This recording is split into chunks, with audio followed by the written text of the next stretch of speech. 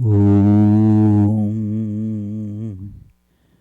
वाङ्मे मनसि प्रतिष्ठिता मनो मे वाचि प्रतिष्ठितम् आविराविर्मयेधि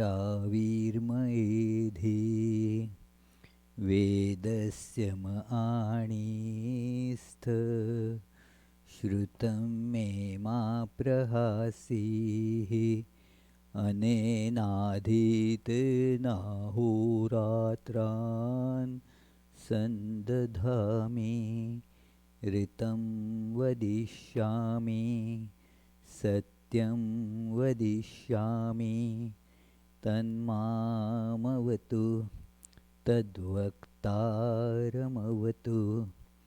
अवतु माम् अवतु वक्तारमवतु वक्तारम्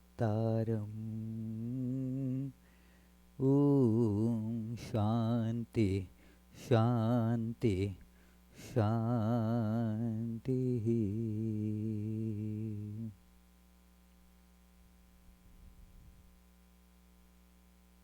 Om. May my speech be firmly established in my mind. May the mind too be firmly established in my speech.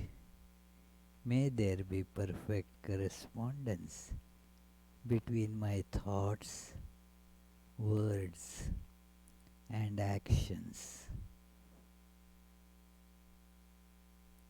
O self-effulgent Lord, be revealed in my consciousness. May the truths of the scriptures come to me. May not what I learn from them ever forsake me. Let me live my life day and night according to their teachings. I shall speak what is appropriate. I shall speak the truth. May that protect me. May that protect the teacher. Om. Peace. Peace. Peace.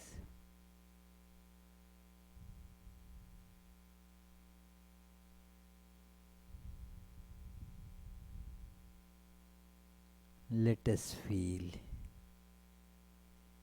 our true divine self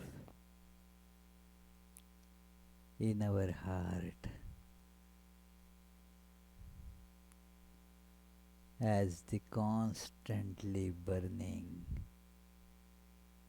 steadily burning candle flame.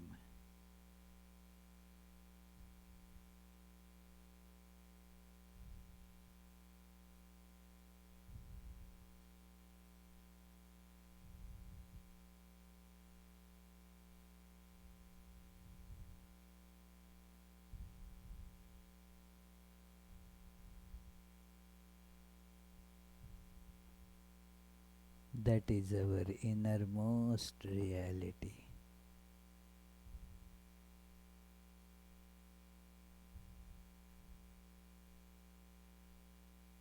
Beyond the coverings of body and mind.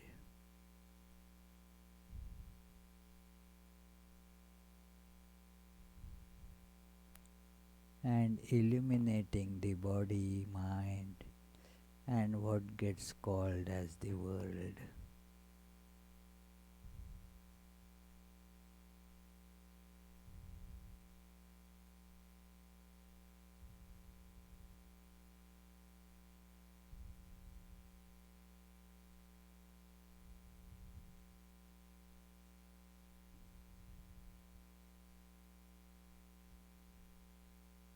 As we concentrate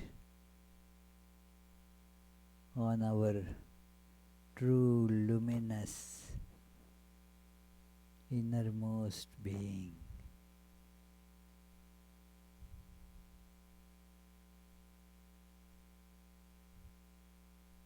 it becomes was the most prominent existence, and then the only existence. Everything is included in it, dissolved in it.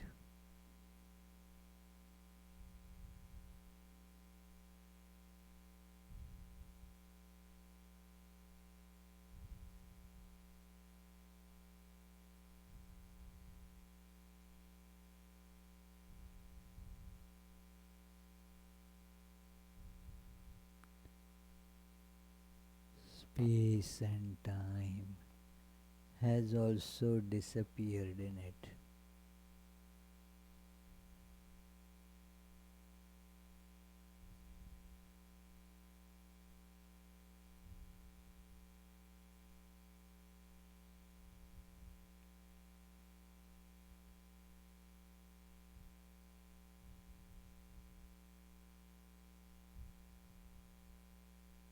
This is the abode of supreme bliss.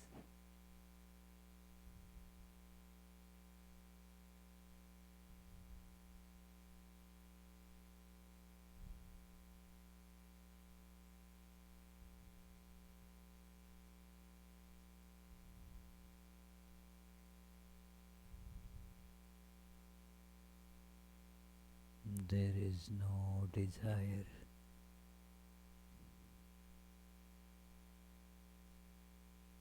For I am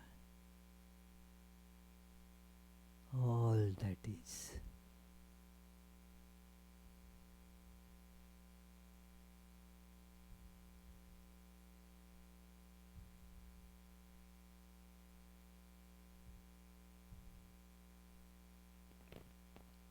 I am freedom.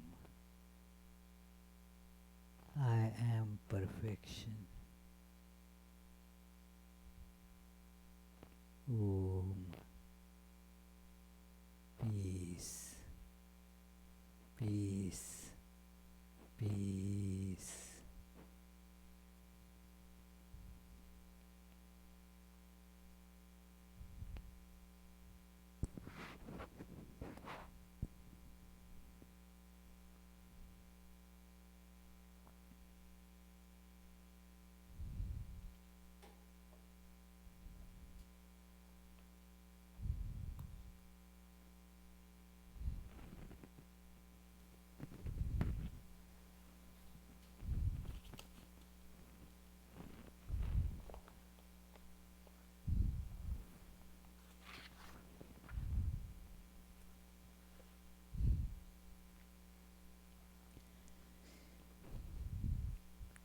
So, dear friends, let us begin today's discussion on this great biography of Sri Ramakrishna, very unique, special type of biography. And let us start with the opening chant as usual. Tava kathamritam taptajivanam kavibhiriditam kalmashapaham Shravanamangalam Shrimadattatam Bhuvi grinante te Bhurida janaha.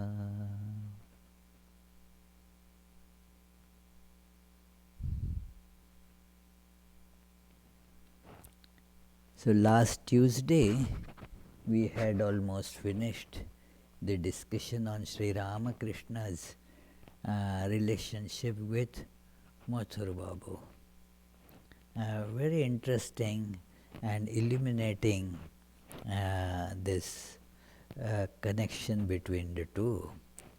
How their relationship got formed, how it developed, and how it culminated in finally Mathur Babu accepting Sri Ramakrishna as his all in all. He saw the Master Sri Ramakrishna as his final refuge in everything. And also Sri Ramakrishna immensely loved and trusted Mathur Babu in all common normal things and depended on him to get whatever is necessary to conduct his life on earth. So he was decided, he was called as the first provider. Sri Ramakrishna, we shall read, this is on page 519, that it is, as a guru, the last but one paragraph, as a guru, the master had bound Mathur with love forever.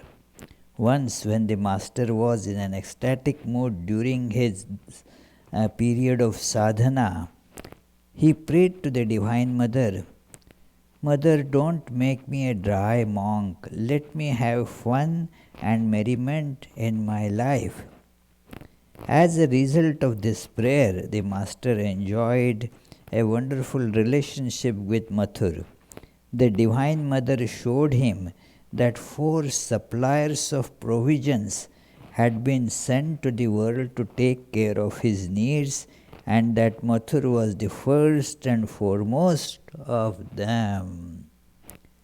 So, we see these 4 providers came to Sri Ramakrishna, one after another. Mathur Babu was the first and the foremost one. And then there was Ramachandra Datta amongst the devotees it was Surendranath Banerjee who took the expenses of Sri Ramakrishna's running the household at Kashipur Garden House by paying a substantial sum. And then there were, it is then a little doubtful who others are, but that Mrs. Oli Bulls has been thought of by Swami Saradananda as the 4th, the last one. So, Shambhunath Mallik was the second one, correct? Yeah, Shambhunath Mallik, you are right, thank you. Shambhunath Mallik, who used to live right there nearby, so he was the second one. Surendranath was the third one. And then Mrs. Oli Bull. Huh? No, he was not designated as provider. Yeah, because the number has to be 4. And the last one, it was supposed to be that it is, Saradananda says, must be Mrs. Oli Bull who got the land for Belur Math. So she is the last one. So whatever it is, but then Sri Ramakrishna did not reveal the others. He only had told that Divine Mother told him that there will be 4 providers, and Mathur Babu was the first amongst them. So the other things are now left to somewhat speculation. It is who is the other provider, who are. So certainly Balram Basu's, he frequented Balram Basu's home over 100 times. So one could think of it, but there is no mention about Balram Basu as his provider. But yeah, thank you. That is one very close. Then some speak even about Ramchandra Datta. Some speak about Girish Ghosh. But then it was Saradananda says that Shambhu Malik and this Surendranath Mitra. So they were more or less agreed upon, but because of Swami Saradananda's suggestion, although Sri Ramakrishna himself did not specifically mention any of them. So, and then it is, could this relationship have continued uninterruptedly for such a long time had it not been determined by Providence? Providence, not this city that this Vedanta society is situated, but yeah, it is providential that their relationship should last, Mathur Babu and Sri Ramakrishna. And unless there is this divine tie, it is not possible that it would continue through ups and downs for so many years. So, and then, O worldly desire, how strongly you have bound human beings. Although we have seen this wonderful Master and established our relationship with Him, who is by nature pure, illumined, free, and an embodiment of selfless love, our minds are still attached to worldly objects. It is true that with Sri Ramakrishna the devotees form a close bond. And how is Sri Ramakrishna? Sri Ramakrishna, as described here, and so many incidents in his life testify to this, that he is embodiment of selfless love, by nature pure, illumined, free. This is how Sri Ramakrishna is. It is sometimes Saradananda Swamiji said there was not even the smell of a desire, that even the slightest gandha, also gandha means the smell, that even the smell of desire was not around Sri Ramakrishna. Just devoid of that I awareness, the small ego, that ego was completely absent in him, and without ego there is no desire that can function. So Sri Ramakrishna's life was like that. But certainly he showers love on devotees. Devotees get connected with him and feel the spiritual solace, the illumination, the path to guide them on the course to liberation. But the problem is, and it is a sad state with us, that the mind still somehow gets caught in various worldly desires.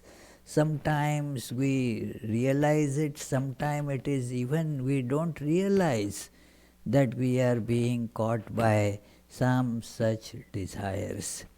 So it is the desires, there are so many of them, and they just creep in stealthily in our mind. We get attached to them, and then our intelligence comes not to our rescue, but to the rescue of that desire, and we start supporting. Oh no, that desire is all right. It is so, and many such things we do, but we know in the heart of heart that it is desire, and thus it keeps us tied down to the world.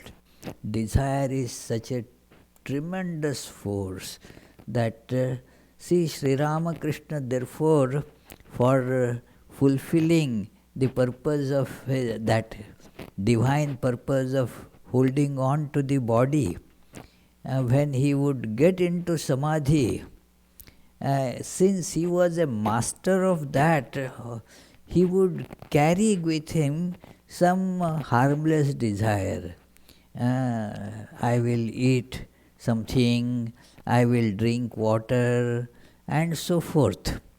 So, and with the force of that desire, the mind would come down from that ultimate state of becoming one with God. See the force of desire. Even this minor desire, that has the capacity to pull the mind, bring it down to the world of I and mine. So, imagine, that how desireless the mind should be to realize God. It is in Kathopanishad, it is therefore said, in all Upanishads this idea is very clearly mentioned. Yada sarve pramuchyante kama yesya hridishritaha athamartyo mruto bhavati atra brahma samashnute. A great verse, friends, that when all the desires, yada sarve, when will the realization come? How long will I have to keep on doing this mantra and meditation and worship? How long? Well, till all the desires are extinguished completely. And then what happens? Yada sarve, all, sarve means all, pramuchyante, they are all gone, given up. Kama, all these desires, they are in our mind, hridishritaha. It is specifically mentioned because don't think that the desires are there in the objects. The desires are with us as a visible expression of the ignorance, desires. So those desires are there in our heart. And when they are all gone, then, well, then now you become immortal. That is, you are Brahman. Atha martyo mruto bhavati. You become, now you are immortal. There is no death for you. And that is, you are Brahman now. Atra Brahma samashnute. Very powerful expression, friends. Atra Brahma samashnute. Where is Brahman? This person, this is Brahman.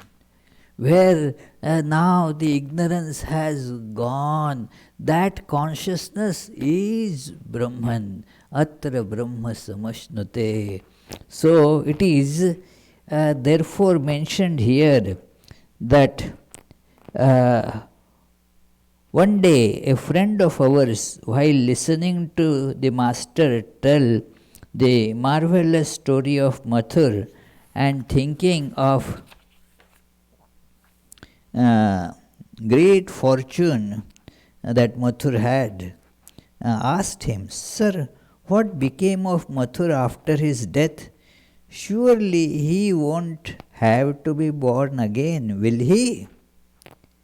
The master replied, "Perhaps he has been born as a king somewhere. He still had a desire for enjoyment." And then he changed the subject. He didn't want to keep on talking about it. But Mathur still had some desires.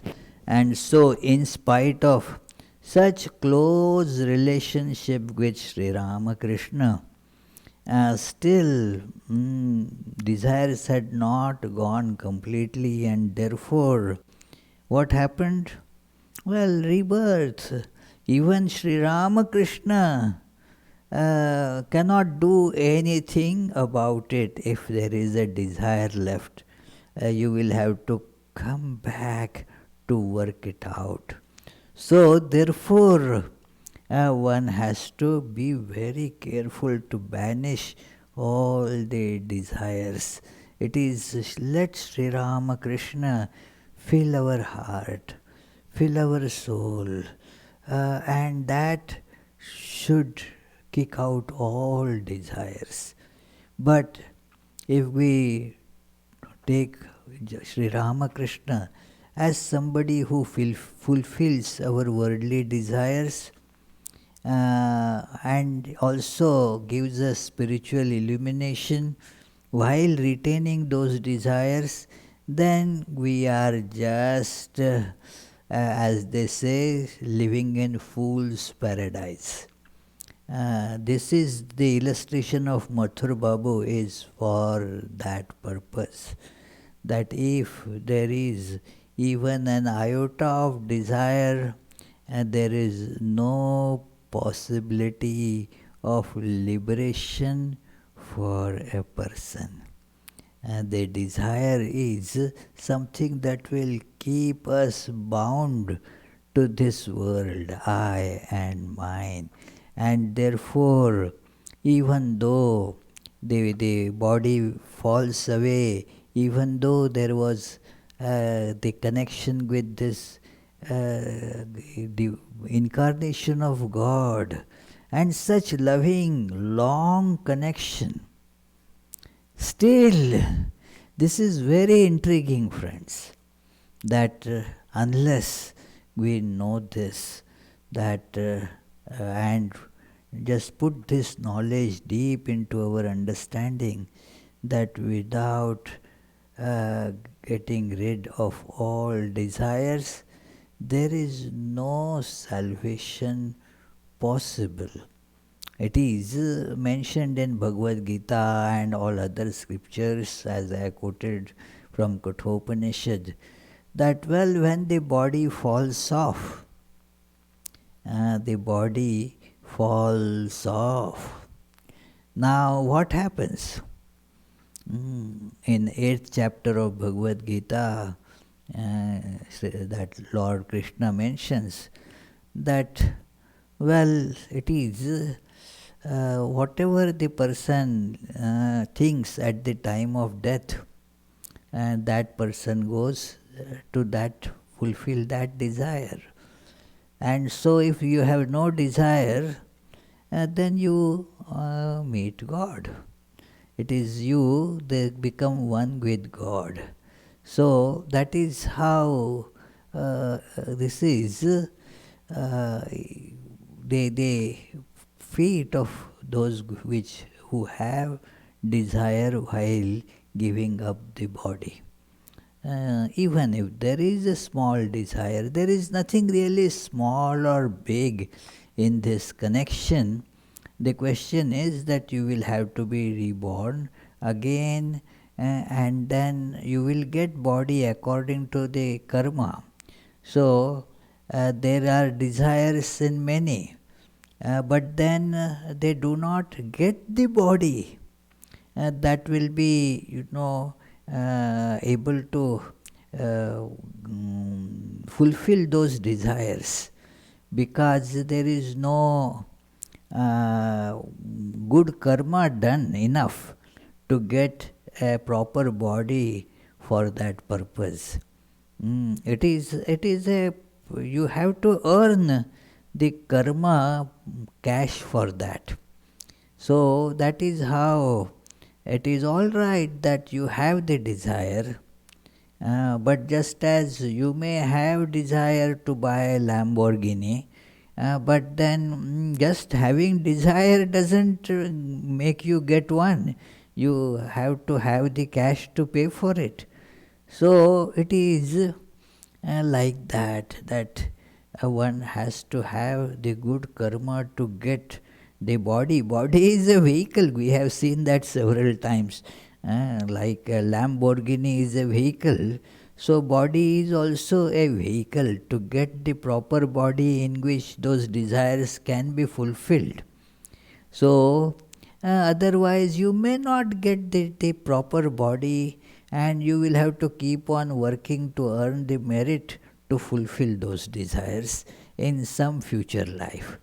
So Sri Ramakrishna said that, well, Mathur had done so much good karma, so he might have been born as a king somewhere. So means the person of lot of means. So because he had some desires of bodily enjoyment, so he would have been born like that. So this is the force of desire. So this is also a red flag for all devotees, that and hope also, that let us connect to Sri Ramakrishna, and then the desires will go away. Swami Vivekananda has composed a very meaningful, greatly illuminating hymn on Sri Ramakrishna in almost all branches of Ramakrishna mission. After the evening Arati song, this is sung. So, Om Hrim Ritam, one stanza in that says that Tejas taranti tarasa tvai tripta trishnaha rage krite ritapathe tvai Ramakrishne. That Trishna means the desires, that the power of all desires, Tejas taranti, the power of all desires, their sharpness, that all goes away when what happens? Tvai tripta trishna. In you all desires are fulfilled. When one realizes God, all desires are fulfilled. Otherwise desires don't get fulfilled. It is something that we need to pay attention to. That one may say that, well, I have a desire to, say, ride horses. Okay. And then once I did that, all the desires will go away. No, it will go on giving rise to more desires. The desires, any desire that does not go away as such. Ranganathananji, in his book on Bhagavad Gita, that quoted from the charter of some body of United Nations, I think UNESCO, some that does this social philanthropic work. So, and in that it is mentioned that there is no desire known so far which does not give rise to more desires. There is no desire which does not give rise to more desires. So that is why desires can never be fulfilled. And they are fulfilled only in the self. In Chandogya Upanishad, in that beautiful illuminating narration of Indra and Virochana, who went to Prajapati to know the self. Why did they go why did they want to know the self? Both of them heard that sa satya sankalpa satya kama. How is this Atman? It is satya kama. And satya kama, Shankaracharya there comments that why it is called Satyakama, because the desire for self alone gets fulfilled. No other desire can ever be fulfilled. And he gives a very good logic for that, a very analytical presentation. Avitatha, that Atma alone is avitatha, means is true. Other desires, they cannot be fulfilled because vitatha vishayahita, that they are all for the non-existent things, the things that appear and disappear. How can you ever fulfill the desires for them? And Atman alone is the truth, the reality, and therefore the desire can be fulfilled. The desire for anything else thus gives rise to more desires, that's all. It is not possible. It is therefore in the Puranas, the different these mythological presentations of the scriptural truths, you see stories like a story of one demon. His name was given Rakta Bij, the one who had this its seed was in its blood. It is actually, that is how the DNA or even this coronavirus, what happens, the demon had this power that you try to kill that demon. Now what happens?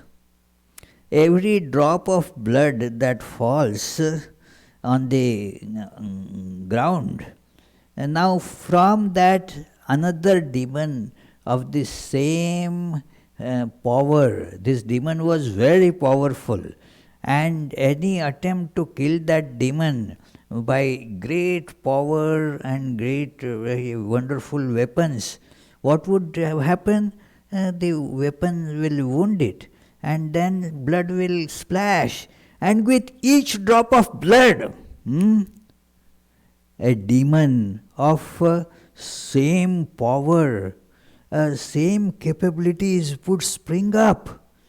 And so now you had initially to deal with one Rakta Bij demon, and then you now have to deal with 1,000 such demons. So that is how you go to fulfill one desire. It is, I gave example of this coronavirus because of the similarity in exponential growth. One patient infects so many patients, then each of them again infects so many patients. So it is here as well, one desire gives rise to multiple desires. Then each of them gives rise to multiple desires. So like that, one becomes a bundle of unsatisfied, torturous desires. Nobody, friends, tortures us more than the desires. And therefore, even after torturing us for one birth, they don't leave us, get born again, and they continue to torture a person till one sees the illumination that the desire for Lord alone is fulfilled. It is in that hymn of Vivekananda for Sri Ramakrishna, it is thus mentioned, Tejas Taranti, the Tarasa, Tvai Trishta, Tripta Trishna. Tarasa means those, all we are thirsty, that is the desire. That Lord Buddha calls all desires in this word, therefore the thirst, tanha, these desires. Now what happens? That they lose their power. When we get the fulfillment of all of them in you, O Lord. Rage, krite, ritapathe tvai Ramakrishna. When we love you, all our love is given to you, and thus that is the way to get the desires fulfilled, finished. Otherwise, the desires multiply and no liberation. So, this is a lesson to be learned. This whole chapter, we saw so many lessons need to be learned. About how we have to strengthen our personality, the spiritual personality, through the practice of discernment and dispassion. How the visions and all that, although alluring, they are not really the important thing in spiritual life. How the service to a holy person helps us to understand the essence of devotion, spiritual life, and so forth. So, so many such lessons we saw in this fairly big chapter. And now we shall be turning to something that is just unimaginable wonder. Sri Ramakrishna, a human being, and yet God. God appearing as human being. So as human being, he is performing things like a human being. All human beings, they learn by approaching a guru, teachers. We go to school, even for worldly learning. We need somebody to educate us. So in one way or the other, we derive education from different teachers.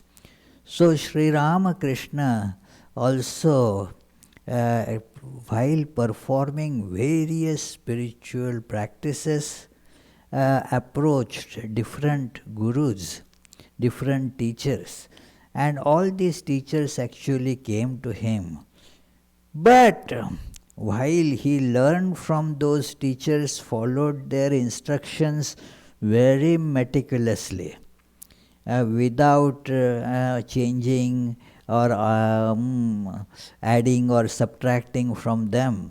He followed those instructions in letter and spirit.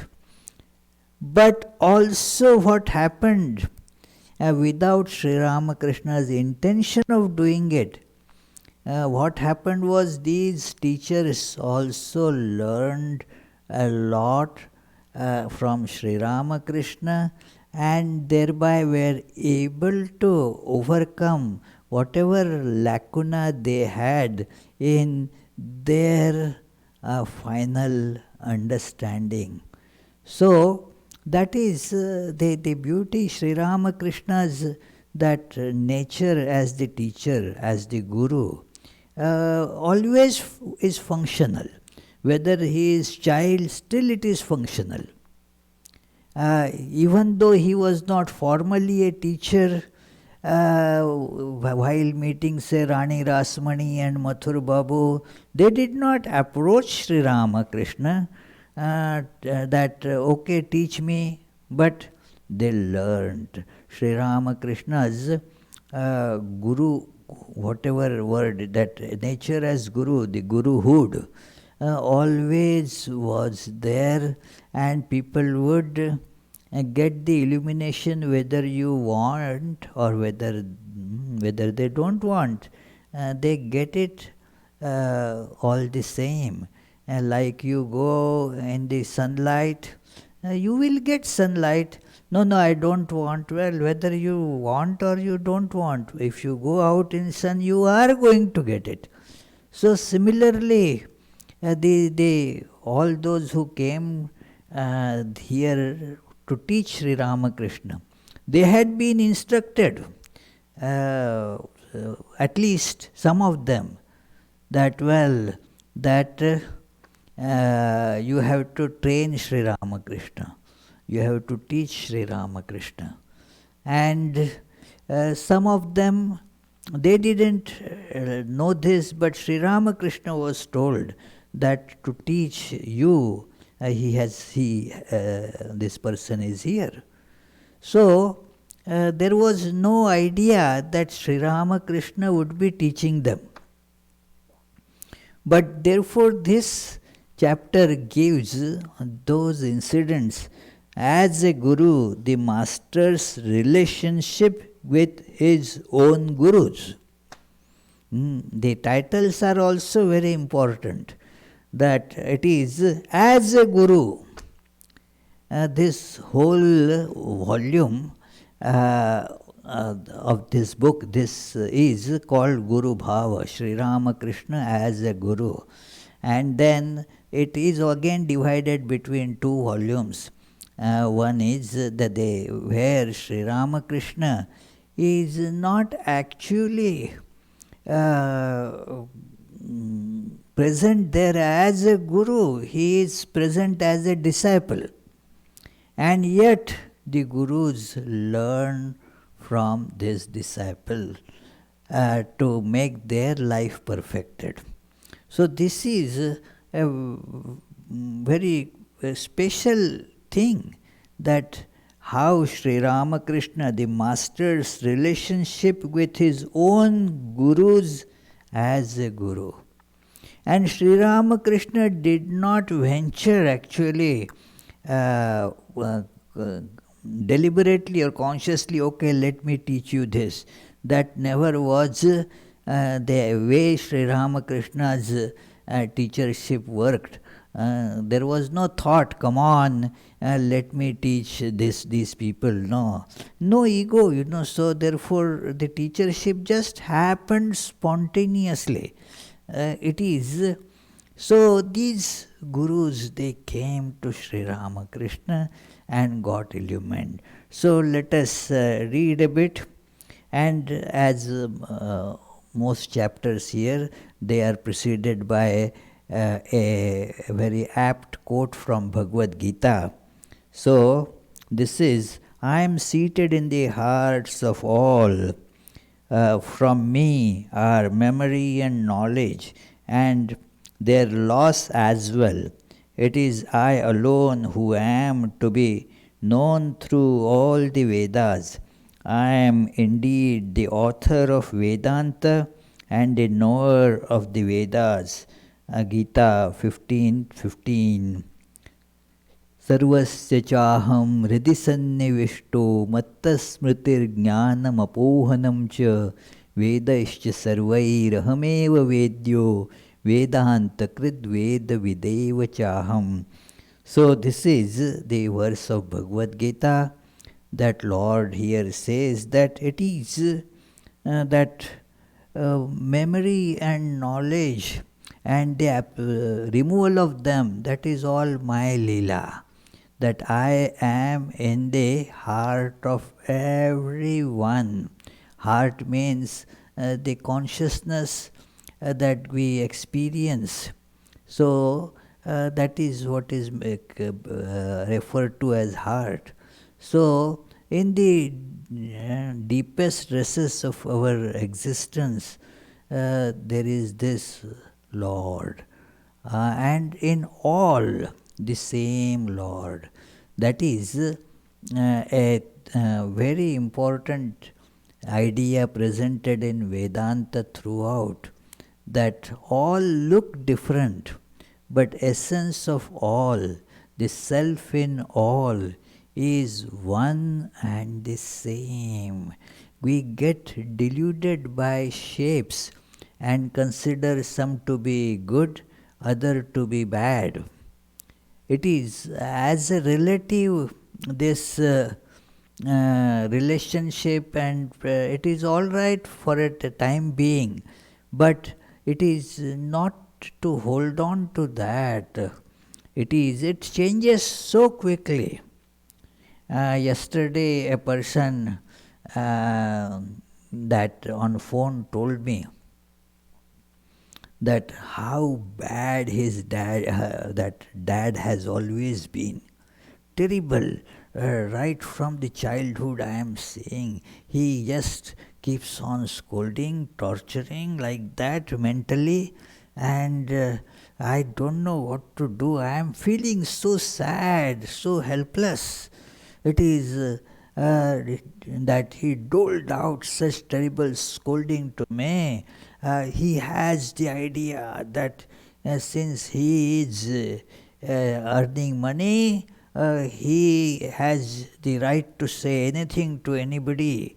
I am feeling, terrible. And he is a very bad man. I tried to console that person. No, don't think like that. It is, and then afterwards, I got a message from that person. Oh, because he scolded me so much, I said all those things. Actually, he is a very nice man. So, those good and bad, they keep on shifting and changing according to the circumstances. But actually, everyone is the same when we remove the covering. It is the covering alone that is different. The substance is same. So those who are able to see the substance, they do not pay much attention to the external coverings. It is like the animal crackers. We have seen that example many times. That one cracker would be tiger. But you don't have to be worried, scared of that tiger. Another could be a rabbit. But cat, rabbit, tiger, dog, all are shapes, the substance is the same. So every person is actually substance, self is the same. So Lord says in this verse that Sarvasya Chaham Hridisannivishto. The words are very strong words, difficult to translate exactly. So Sannivishto means I am not just I am there. I am immovably there. Sannivishto. It is I cannot be removed from there. It is I am there as the permanent, unchanging reality of it. So, and the awareness of it, the knowledge, or its or the memory or disappearance of it, all that is from me. Matta smritir jnanam apohanam cha. And from all Vedas, I am the object of knowledge in all Vedas. I am to be known. And I am the maker of them as well. So, it is now Saradananda begins, there is a title to this paragraph. The power of a guru is inherent in all avatars. We have already said that in one who is born to be a guru, indications of this destiny are visible in that person's life from childhood onwards. And he has given the reference here itself that the volume 3, chapter 5, 3 and 5. This is also evident in the lives of avatars, that it is and among those who have been born to establish a particular ideal in society, one can see that ideal manifest in them from childhood. The maturity of their bodies and minds, as well as favorable time and place and other circumstances, may help to develop the ideal fully in their lives. But those factors do not create that ideal in them and make them gurus. The guru-ness is already present in them, like all the potential of, say, an orange tree, the orange fruit, is present in the seed. In the seed, all that program is there. But by looking at the seed, you don't get the orange. It takes time, and what is needed is the favorable circumstances, proper soil, water, climate, sunlight, and many other things. And then, in time, then the tree grows to maturity, and then you get the proper good oranges. So, but these circumstances, they do not, they put orangeness in that. It is in the seed. The circumstances help to manifest it.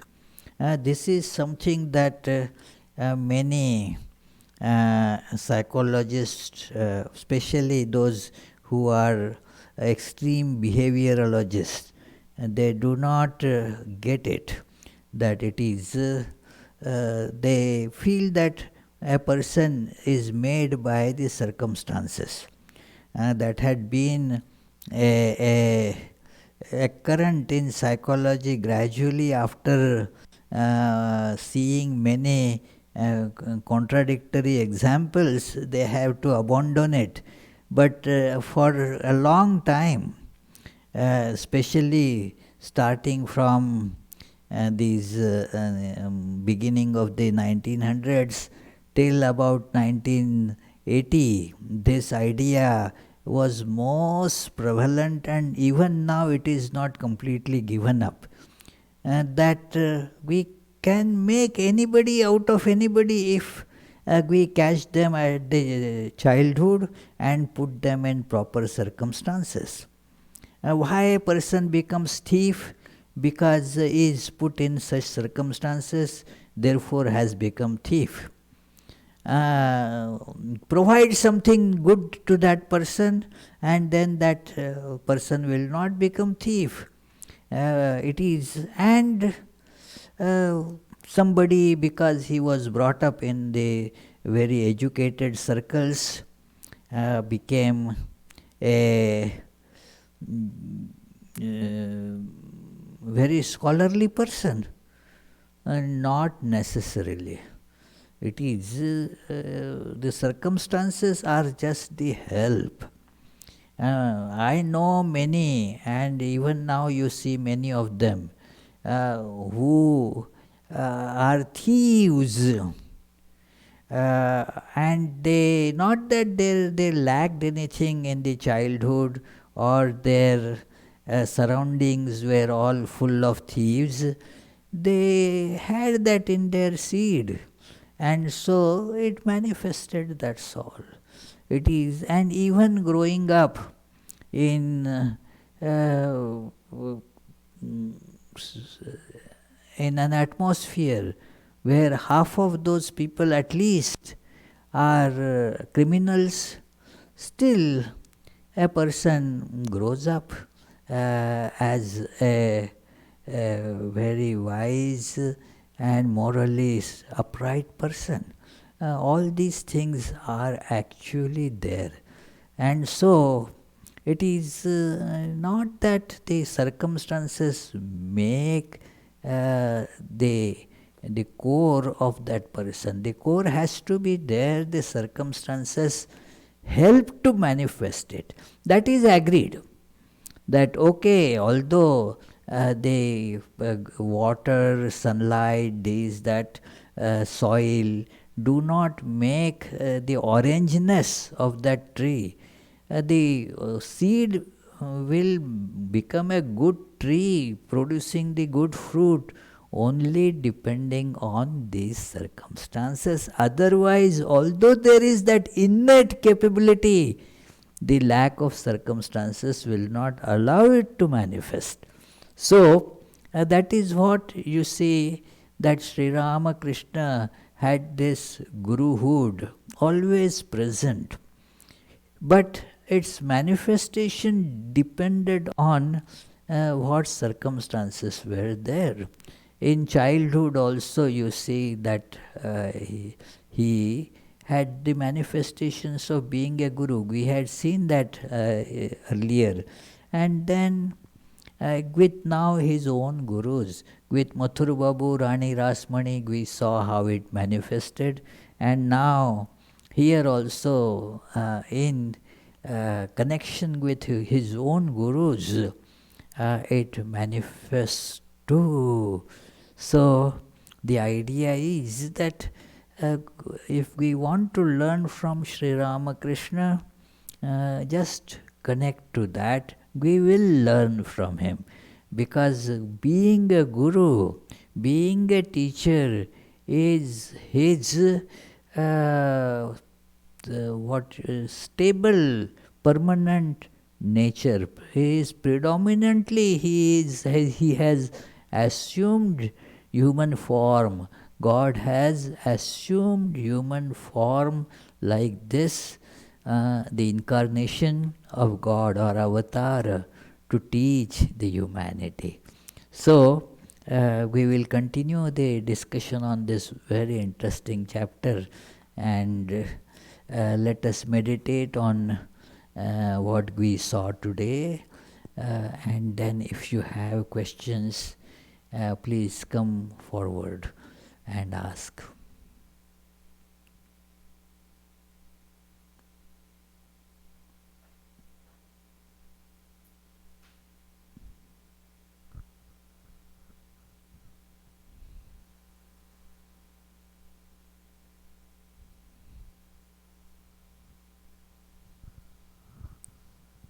Yes, any questions? Yeah, there are two questions. Okay, let Prithvish ask. Prithvish is asking from here, yeah.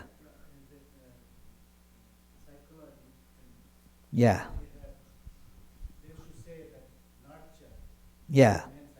Yeah. Nature and nurture. Yeah, exactly. These are the terms, yeah. That it is, there was one behaviorist, of course, some say that he has been quoted wrongly, that his name was Watson. So he said, his famous statement is there, that you give me any dozen children from whatever background, I don't even need to look at where they have come from, their families or whatever. They may be from the family of thieves, from cheats, from whatever, completely uneducated parents. Give me a dozen of them and tell me whom you want to make what, and I will make them like that. Not that there is any evidence that he ever did it, but this statement goes like that from him, that it is that nurture, it is all dependent on nurture. Yeah, but that is gradually it was proved that nurture is important, but there has to be naturally that thing already there, like the seed has to be there. Only the circumstances, nurturing without seed will not work. Yeah, you were saying something more.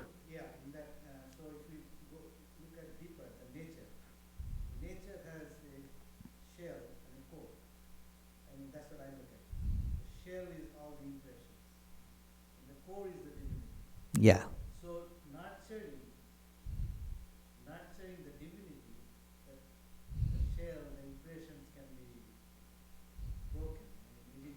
That is true, yeah.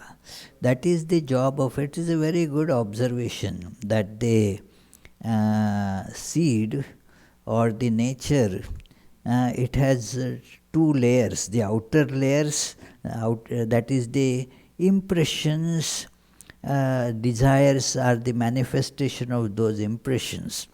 So that is there, and also there is the divinity.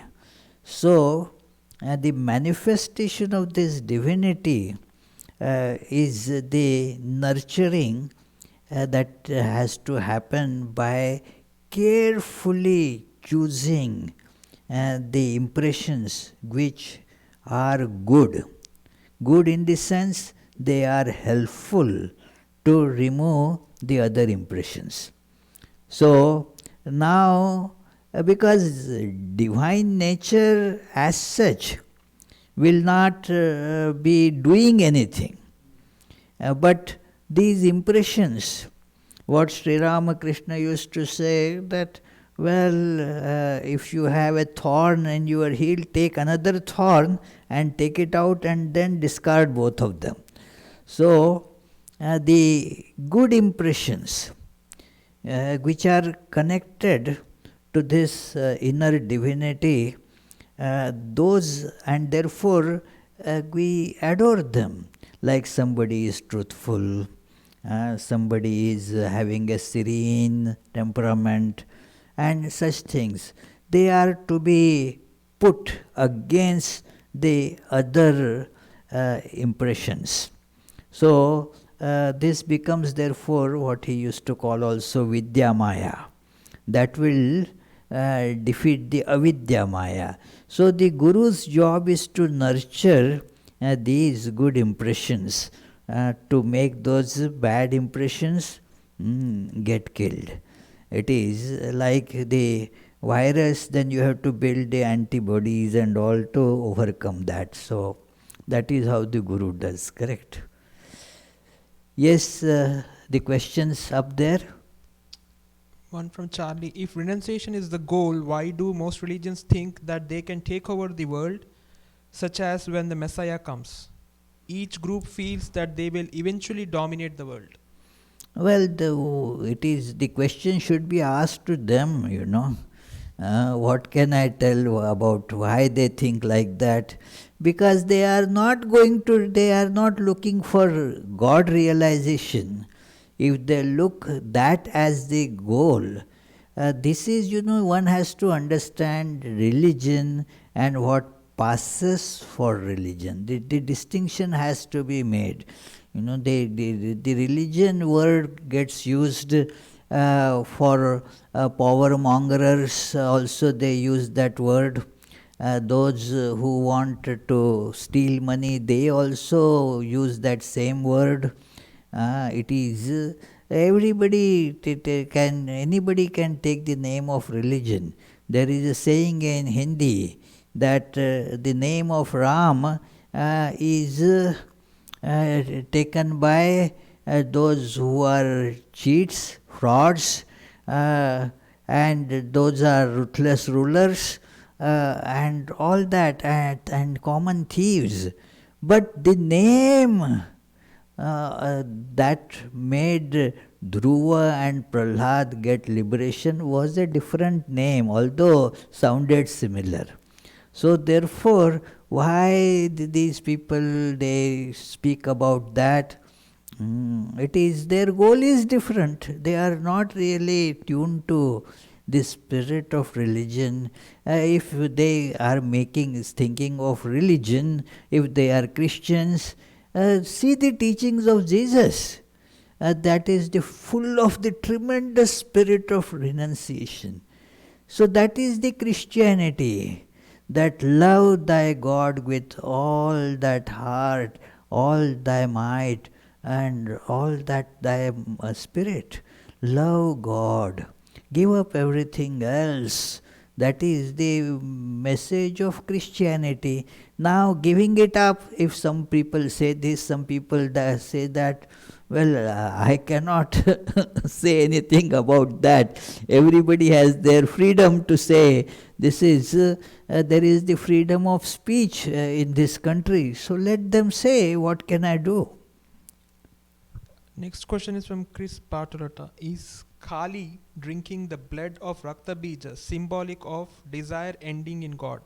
Exactly. Wow, very good observation. Very good, Chris. That this is the correct understanding. that all the desires get fulfilled in God. Kali drinking the blood of Rakta Bij. Wow, very nice. So let us conclude with the closing prayers, that blue book.